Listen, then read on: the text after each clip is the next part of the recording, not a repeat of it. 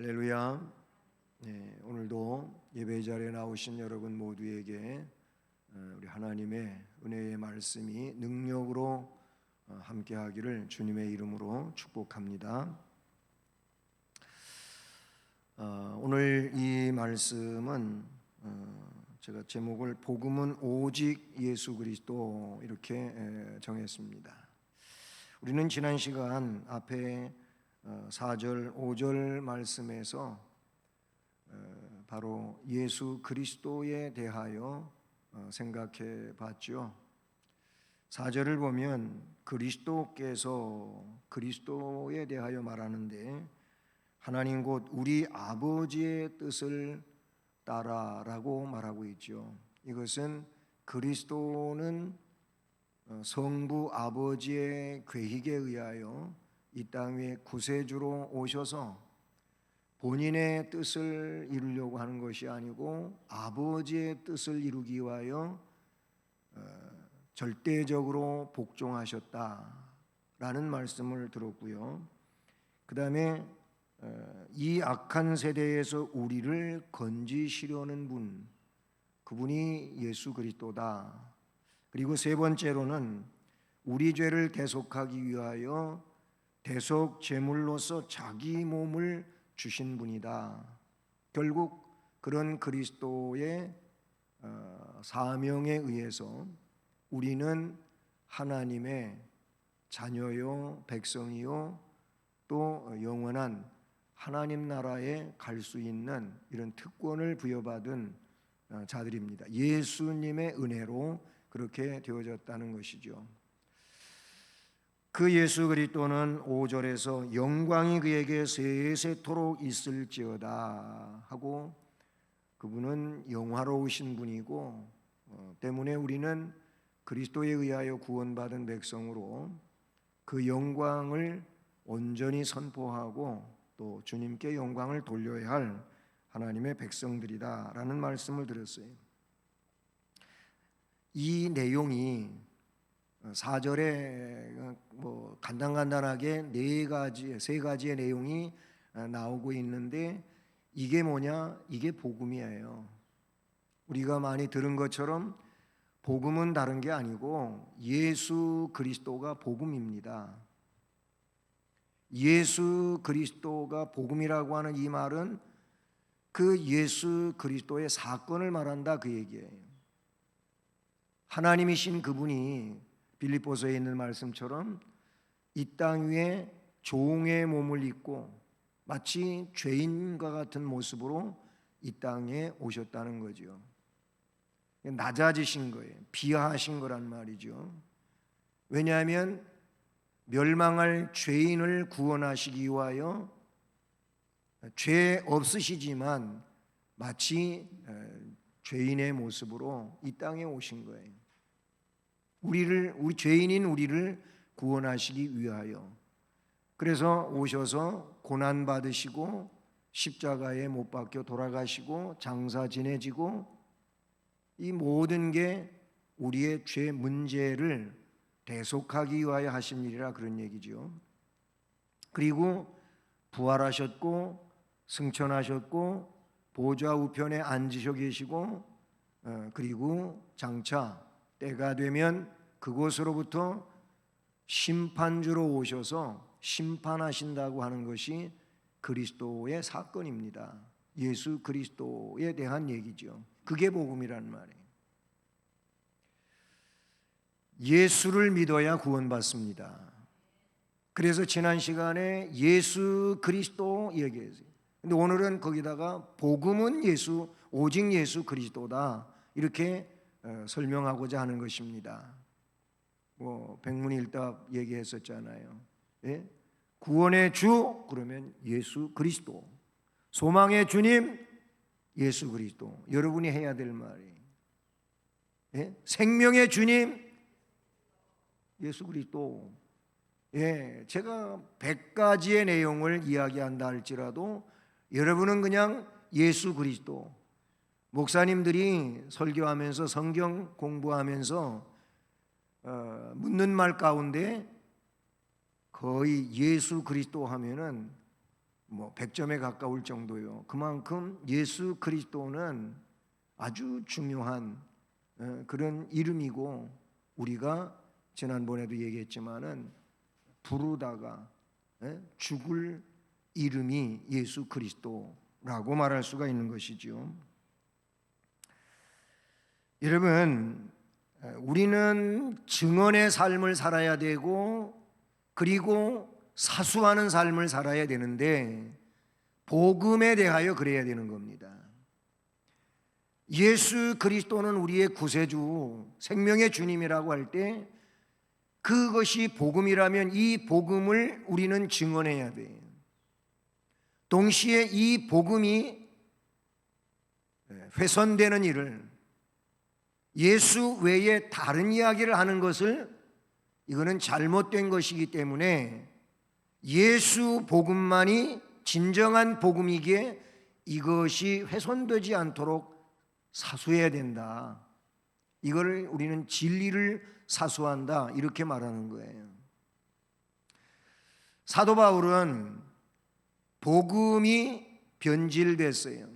갈라디아 교인들이 바울이 복음을 전했을 때에는 예수 복음을 영접하고, 그리고 예수만이 구세주라고 그렇게 고백하고 신앙으로 살려 했었는데, 연이어서 율법주의자들이 들어와서 복음을 변질시키거든요. 예수 믿어서 구원을 받는 게 아니고, 그것도 도움은 되겠지만 율법을 지켜야 된다.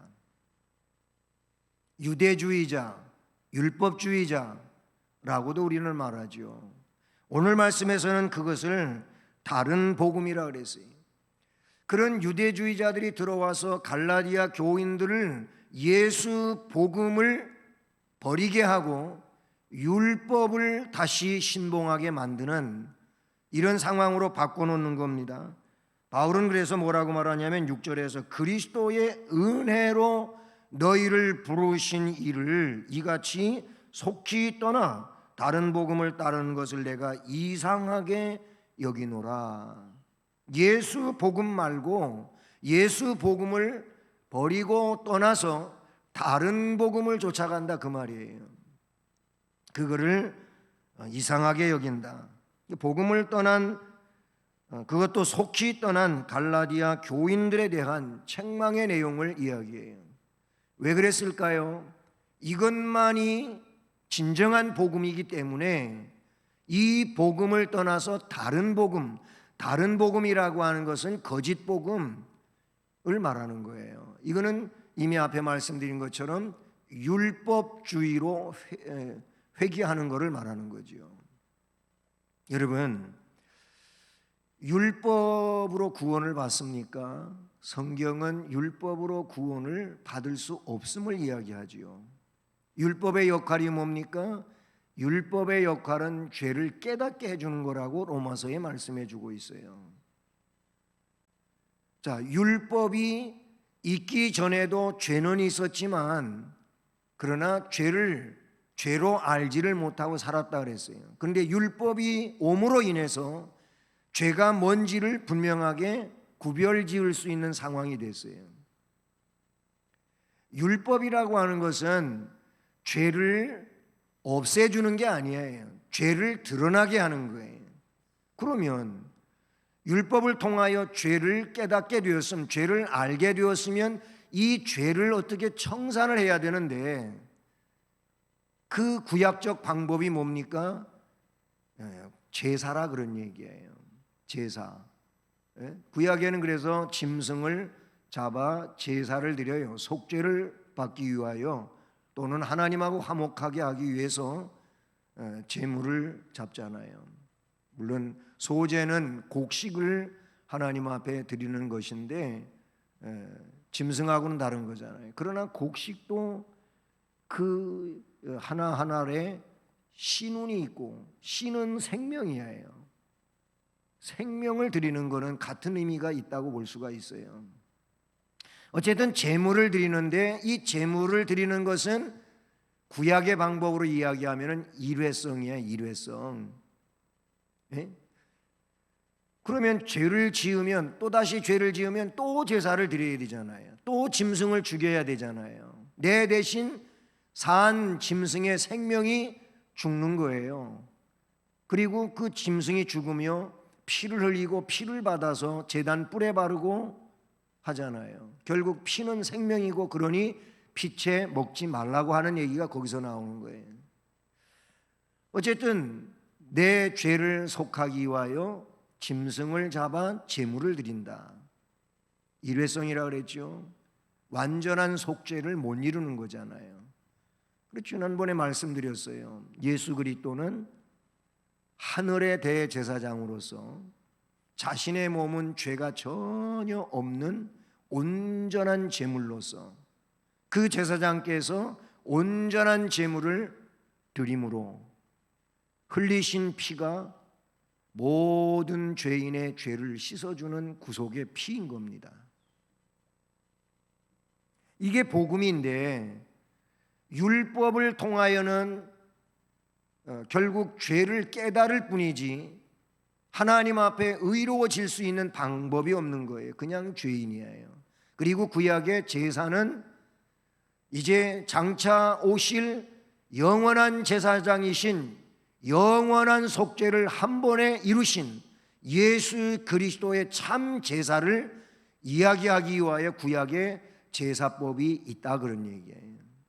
그래서 그거는 히브리서에 있는 것처럼 그림자인 것이고 예표하는 것이고, 그리스도의 제사를 말해주기 위하여 말한 거예요. 어쨌든 이 복음을 속히 떠나서 율법주의로 돌아간다고 하는 것은 문제가 된단 말이에요. 그래서 책망하는 거예요.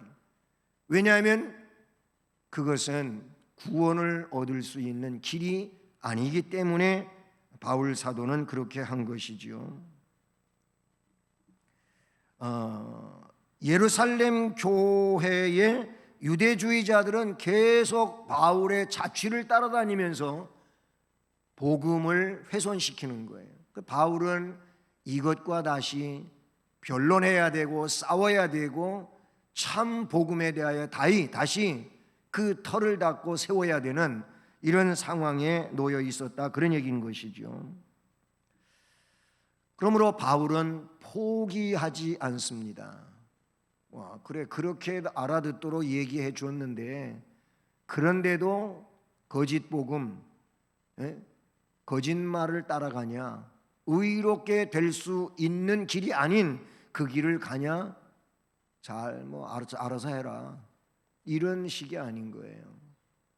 그렇게 가는 것은 멸망으로 가고 사죄를 받을 수 있는 그런 길로 가는 것이 아니기 때문에 바울 사도는 포기하지 않는 거예요. 그래서 갈라디아 교인들에게 다시 복음에 대하여 해산하는 수고를 치러내면서 갈라디아서를 써서 그 갈라디아 교인들이 복음으로 다시 돌아오게 하는 이 내용을 우리는 이 말씀에서 보게 되는 겁니다.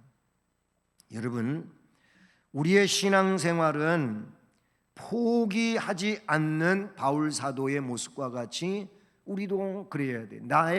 내 개인적 신앙에 대해서도 오로지 복음은 예수 그리스도밖에 없다고 하는 거, 다른 것이 아닌 예수 복음, 그 복음에 대하여 우리는 포기하지 말아야 됩니다. 그리고 또 내가 이 확신 속에 서며 다른 사람들이, 지체들이 그렇지 못할 때 이걸 증언해야 되는 거예요. 증언하면서, 그리고 복음을, 이 진리를 사수하는 믿음의 삶을 살아야 되는 겁니다. 여러분, 각자가 그거를 자기 자신한테 질문해야 돼요. 정말 나는 예수 복음 안에 살고 있는가? 나는 예수 복음 말고 다른 것 때문에 교회를 왔다 갔다 하고 있지는 않는가? 자기 자신에게 질문해야 돼요. 예수 복음 외에는 다른 길이 없음을 우리는 기억해야 될 줄로 믿습니다.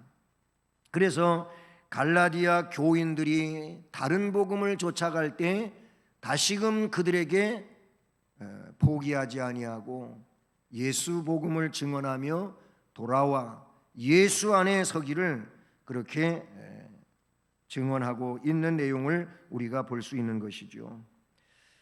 그 다음에 세 번째로 그래서 이 오늘 말씀에 아주 핵심이 되는 그런 내용인데 7절, 8절, 9절 이런 말씀들에 나타나고 있는 겁니다. 예수 그리스도 외에 다른 복음은 없다라는 겁니다. 다른 복음은 없나니 다만 어떤 사람들이 너희를 교란하여 그리스도의 복음을 변하게 하려 함이라. 율법주의로 돌아가게 한단 말이에요. 율법주의의 내용으로서 의식적인 것은 할례를 대표하고 있다고 봐요. 그래서 이 갈라디아서에 할례 얘기가 많이 나와요. 그러나 여러분, 할례를 받아서 의인이 되는 게 아닙니다. 할례가 결국 바뀌어서 세례가 됐잖아요. 그렇죠? 바울 사도도 그렇게 로마서에 쓰고 있고요. 여러분, 할례는 언제부터 시작된 거냐면 아브라함에게서부터 시작이 된 거예요. 네? 아브라함 이제 이삭을 낳기 전에 할례를 시행하라고 했고, 그래서 아브라함도 아들이었던 이스마엘도 할례를 받게 했어요. 그리고 나중에 이삭이 태어났을 때에는 난지 8일 만에 할례를 시행하는 이런 상황이 되죠. 그런데 가만히 성경을 보고 또 여러분 로마서에서 얘기해 주는 것처럼 할례를 아브라함이 그때 받아가지고 그때부터 의인이 된 게 아니에요. 성경은 분명하게 이야기할 때 하나님의 말씀을 믿음으로 말미암아 하나님이 그를 의로 여기셨다고 했어요. 그러니까 믿는 거예요. 믿는 거. 그 믿음에 의해서 아브라함이 하나님으로부터 의롭다는 칭의를 받아요. 그리고 이 칭의를 받은 하나님을 믿는, 말씀을 믿는 그 믿음에 의하여 아브라함이 의로운 자가 되고, 의로운 자가 된, 그렇게 하나님으로부터 칭의 되어진 아브라함에게 그 이후에 할례를 하라는 거예요. 그게 내 백성의 증표라 그 얘기예요. 구약의 내용은 그런 거예요. 그러니까 세례를 그 의미로 이렇게 해석을 해보면 어떤 의미입니까? 우리가 예수를 구세주로 믿으니까 하나님이 우리를 의로 여기신 거예요. 칭의해 주신 거예요. 너는 의로운 자라, 내 백성이다 하고 그렇게 일컬어 주신 거예요. 그리고 믿어서 의로워진 우리가 이제 세례로서 외적 표시를 받게 되는 이런 상황이 된 거예요. 이거를 좀 그냥 더 단호하게 이렇게 얘기를 할 수 있을 것 같아요. 할례를 받으면 구원받는다. 뭐 세례를 받으면 구원받는다. 이 말은 맞는 게 아니에요. 틀린 거예요. 예수 믿으면 구원받습니다. 예수를 구세주로 믿으니까 세례가 주어진 거예요. 세례를 받아서 구원을 받은 게 아니라 그런 얘기예요. 조심스러운 얘기지만 중요한 내용을 제가 말씀드린 것은 예수를 구세주로 믿었기 때문에 사죄를 받은 것이고, 예수를 구세주로 믿는다고 고백하니까 하나님이 그 믿음을 보시고 의인으로 인정해 주신 것이고, 그리고 예수를 구세주로 믿는다고 고백하니까 세례도 베풀어진 거예요. 그런 의미라고 여러분이 보시면 돼요. 그런데 예수 그리스도 외에 다른 복음, 유대주의자, 율법주의로 돌아간다? 이거는 구원의 길이 아니다, 그런 얘기예요. 그건 조금 더 뒤에 달리 말씀을 드리도록 합니다. 그래서 오늘 8절 말씀을 보면 이렇게 말하고 있어요. 그러나 우리나 혹은 하늘로부터 온 천사라도, 이미 전해진 복음이 있잖아요. 예수 복음이 전해졌는데 훗날 그렇게 전하던 사람이 다르게 이야기를 한다. 그렇게 돼도 이게 잘못되는 것이고, 하늘로부터 온 천사라도 그랬는데, 왜냐하면 그 시대에는 천사 숭배가 있었어요. 천사는 하나님 보호자 앞에 있는 존재들이고 마치 천사를 잘 섬기면 그 천사를 통하여 하나님 나라에 갈 수 있는 것처럼 생각하는 이런 신앙들이 있었거든요. 그러나 여러분, 히브리서에도 말하고 있지만 천사는 심부름하는 자들이에요. 심부름꾼이에요. 천사가 우리 죄를 속죄를 해준다든지 아니면 어떤 중보자의 역할을 한다든지 이거는 천사가 할 수 있는 일이 아니라 그런 얘기예요. 그런데 천사 숭배자들은 그런 일도 있었거든요. 그런데 그래서 바울 사도는 하늘로부터 온 천사라도 우리가 너희에게 전한 복음, 예수 복음, 이 복음 외에 다른 복음을 전하면 저주를 받을지어다. 굉장히 무서운 얘기잖아요. 어떻게 사도가 저주받는 얘기를 합니까?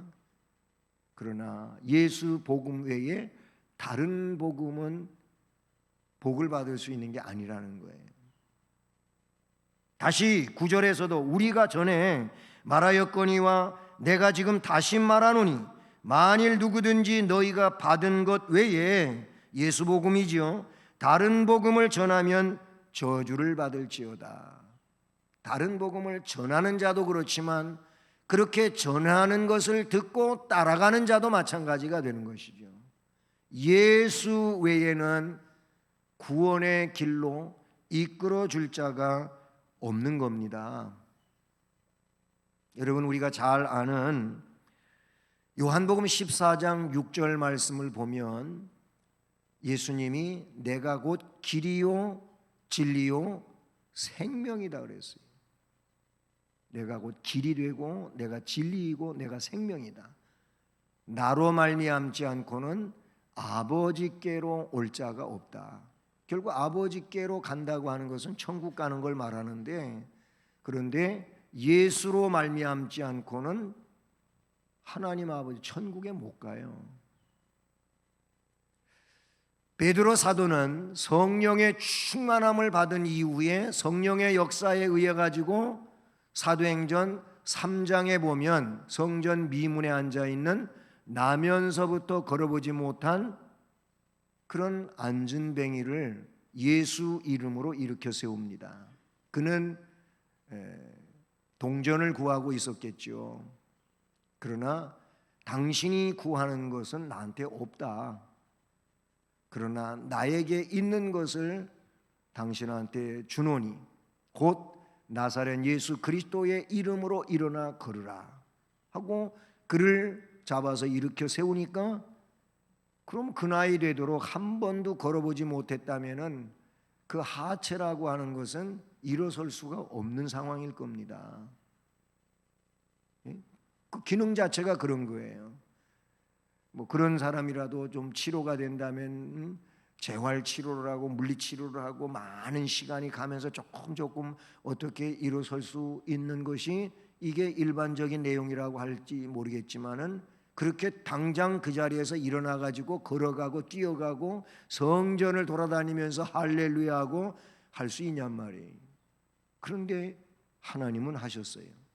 예수님은 하셨어요. 그 사람들이 놀란 거예요. 저 사람이 미문에 앉아서 매일 그렇게 구걸하던 사람 맞냐? 그런 얘기예요. 그래서 사람들이 막 그냥 난리가 났어요. 그 베드로 사도는 그렇게 말해요. 이 사람의 일 때문에 이렇게 난리가 났는데 너무 이상하게 여기지 말라. 그리고 내가 한 것이 아니다 하면서 사도행전 4장 10절 이하에 어떤 이야기를 해요? 너희들이 십자가에 못 박은 예수 그리스도 그분께서 이렇게 하셨다고 이야기해요. 그러면서 4장 12절에서 천하 어떤 인간의 이름으로 구원받을 만한 이름을 주신 적이 없다고 말합니다. 예수 그리스도, 그분은 능력의 주님이십니다. 그분은 생명의 주님이십니다. 그분은 치료의 주님이십니다. 예수 그리스도 외에는 안 된다고 하는 것을 말씀해 주고 있는 내용이라고 볼 수 있다는 사실이지요. 이 복음이 로마서 1장 16절 17절 말씀에서는 십자가의 도는 구원의 능력이 된다고 말하고 있죠. 그래서 바울 사도는 그 십자가의 복음은 구원을 주시는 하나님의 능력이라고 말했어요. 그리고 고린도전서 1장 말씀에서는 십자가는 하나님의 능력이라고 말했죠. 그래서 자기는 십자가의 복음에 대하여 부끄러워하지 않는다고 말하고 있습니다. 왜? 구원을 주시는 하나님의 능력이 되기 때문이라는 겁니다. 로마서 8장에서는 그러므로 이제 그리스도 예수 안에 있는 자들에게는 결코 정죄함이 없다. 그리스도 예수 안에 있는 자들에게 정죄함이 없어요. 왜 그래요? 그리스도 안에 있는 생명의 성령의 법이 죄와 사방의 복에서 너를 해방하였기 때문이다. 그리스도 예수 안에 있는 생명의 성령의 법이라고 그렇게 말하고 예수 그리스도를 말하고 있는 거예요. 예수 그리스도만이 유일한 중보자이시며 예수 그리스도만이 우리의 속죄자이시며 예수 그리스도만이 우리의 구원자임을 말씀해 주고 있는 것이죠. 마지막으로 바울 사도는 하나님을 기쁘시게 하는 사람이 될 것을 말하고 있어요. 오늘 마지막 절 10절을 보면 이제 내가 사람들에게 좋게 하랴 하나님께 좋게 하랴 사람들에게 기쁨을 구하랴 내가 지금까지 사람들의 기쁨을 구하였다면 그리스도의 종이 아니니라. 사람들이 다 우르르 그르 몰려가고 그게 다 좋다고 말하고 그래서 많은 다수가 원하는 것이라고 해서 바울 사도가 휩쓸리는 게 아니에요. 그 마지막에 내가 지금까지 사람들의 기쁨을 구하였다면 그리스도의 종이 아니다. 여러분 그리스도는 구원의 핵심입니다. 그 그리스도의 종으로 살아야 되는데 그리스도의 종으로 사는 게 뭐예요? 복음 안에 사는 거예요. 다른 복음 때문에 사람들로부터 바울은 혹독한 핍박을 받아요. 박해를 받아요. 나중에 그 복음 때문에 순교를 당해요.